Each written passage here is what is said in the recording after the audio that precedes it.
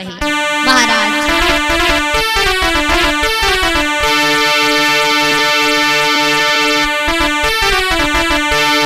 कि देख लिया दुनिया का और सारा नजारा, और ना हम किसी के ना कोई हमारा, ना हम किसी के ना कोई।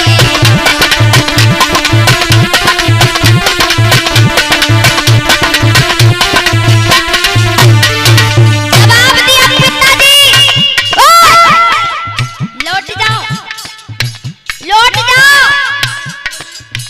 अरे तुम्हें नहीं मालूम है कितनी बार हम तुम्हारे बाप बन चुके होंगे, अब पता नहीं कितनी बार तुम हमारे पुत्र बन चुके होंगे, और तुम यहाँ रिश्ता निभा रहे हो। फिर भी ये दुनिया निर्मोही है, यहाँ कोई किसी का नहीं है, इसलिए वापस चले जाओ। और सुखदेव जी कहा बोले,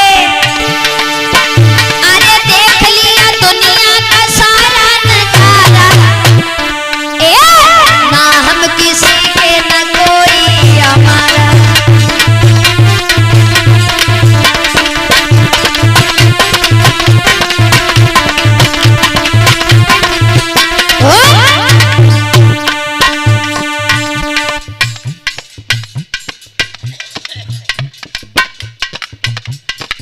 जवाब दिया